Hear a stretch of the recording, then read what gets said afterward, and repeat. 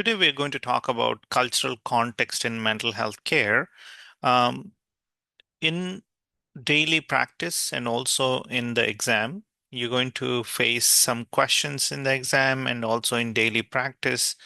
Um, there are many times you're going to have to be applying the knowledge base for cultural competency, um, either in inpatient, outpatient, anywhere you work.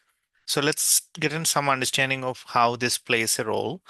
So, cultural context influences how mental health is perceived, diagnosed, and treated. And understanding is the key to providing equitable care. It's like making sure that everybody gets the level of care they deserve.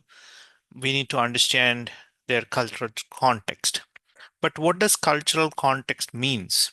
It refers to beliefs, values, customs, and behaviors that shape how individual views mental health symptoms and treatment. It affects how the symptoms are expressed, how the help is sought, and also treatment adherence. So let's say that you are treating a Native American person, you're involving like their natural ways of thinking of like how environment or nature plays a role. Sometimes, healing stick is something which they use as a support mechanism or something which they feel connected to nature.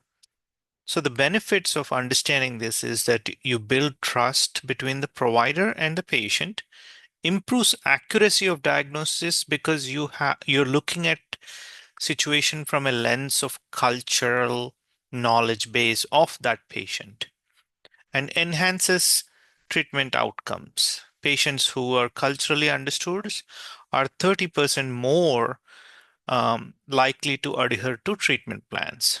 Now, when you look at common cultural barriers in mental health care, there is language and communications, difficulty in expressing symptoms and understanding treatment options due to language barriers and different communication styles. So, a lot of times in my practice, I have struggled when, like, a Hispanic patient comes. I don't know Spanish, I know a little bit of it, but we don't understand all of it. When you use translators, you sometimes get benefited, but I have tried to use providers who speak Spanish to engage with those patients, and that has been helpful for me to understand them better and work with them better. Cultural stigma, varying cultural beliefs about mental health and associated stigma within different community affects help seeking behaviors.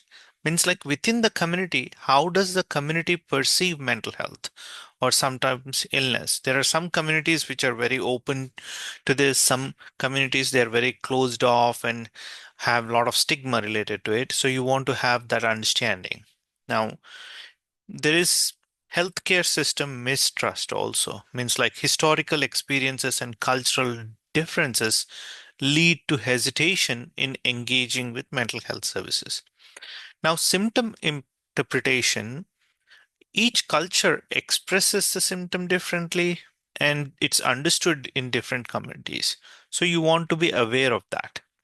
So to do this, you want to educate yourself about the certain group, practice self-awareness about your own bias. Means like you may have a viewpoint of a symptom or a disease or a presentation which has an impact on how you view the situation. Sometimes, like some providers have difficulty with transgender, some people have difficulty with substance abuse.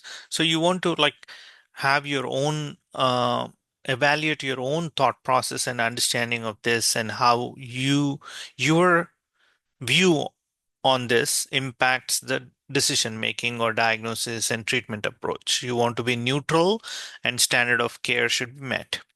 Now, seeking resources, and you want to familiarize yourself with cultural competency frameworks, means like you can read about it, you can talk to your supervisor about it, and things like that.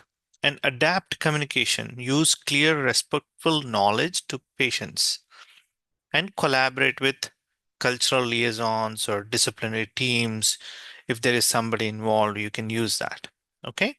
I hope that helps. Thank you very much.